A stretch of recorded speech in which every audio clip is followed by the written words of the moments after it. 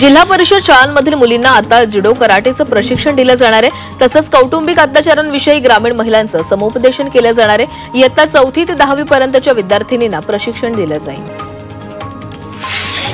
11वी प्रवेशातील तांत्रिक अडचणींमुळे विद्यार्थ्यांना मनस्ताप सहन करावा लागतोय। आतापर्यंत राज्यभरात 13,000 तक्रारी शिक्षण विभागाकडे दाखल झाल्यात। या सर्व तक्रारी 100% सोडवल्या जातील अशी माहिती शिक्षण विभागाच्या संचालकांनी दिली आहे।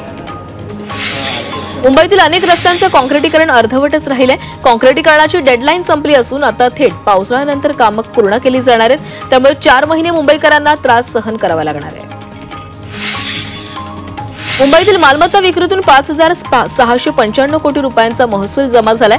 जानेवारी 2025 ते मे 2025 या 5 महिन्यांमध्ये मुंबईमध्ये मोठ्या प्रमाणावर मालमत्तेची विक्री झाली। त्यामुळे राज्य सरकारला 5,695 कोटी रुपयांचा महसूल मिळाला आहे।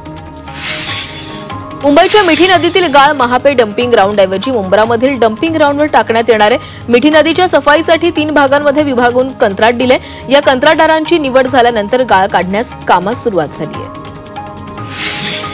पुण्याच्या शिरूरमधील पिंपरी धुमाला गावामध्ये पावसाचा पेरूला फटका बसलाय। पावसामुळे पेरूच्या बागांचं मोठं नुकसान झालंय। त्यामुळे शेतकरी हवालदिल झालाय।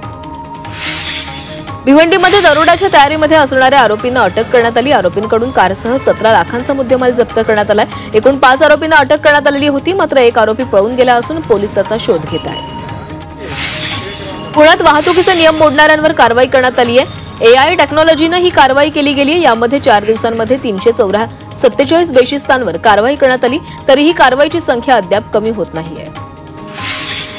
वाशीमध्ये दुचाकी आणि ट्रकमध्ये समोरासमोर भीषण अपघात घडलाय। घटनेमध्ये दुचाकीस्वाराचा घटनास्थळी मृत्यू झाला।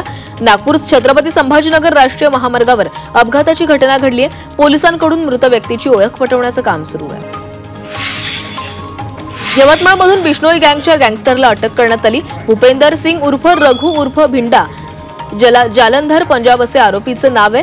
तो 2 वर्षांपासून यवतमाळमध्ये वास्तव्यास होता। तसंच तो अनेक गुन्ह्यामध्ये आरोपी होता। भूपेंदर कॉन्ट्रॅक्टर किलर आणि स्लीपर सेल म्हणून काम करायचा। तसंच त्याला अमेरिकेतून फंडिंग होत असल्याचा पोलिसांना संशय आहे। वर्धामध्ये वाहतूक नियंत्रण शाखेनं कर्णकर्कश दुचाकींचे सायलेन्सर जप्त करत त्यांच्यावर बुलडोझर फिरवलाय।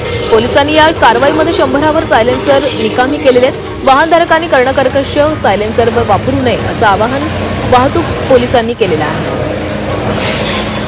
सोलापूरच्या करमाळामध्ये जिममध्ये व्यायाम करणाऱ्या युवकांना उत्तेजक इंजेक्शन विक्री करण्यात येत असल्याची धक्कादायक घटना समोर आली आहे। या प्रकरणी पोलिसांनी विजय क्षीरसागर आणि रणजित मोरे यांना अटक केली आहे। आरोपींकडून 11 इंजेक्शनचे बॉक्स जप्त करण्यात आलेत आणि या प्रकरणी पोलिसांकडून अधिक तपास सुरू आहे।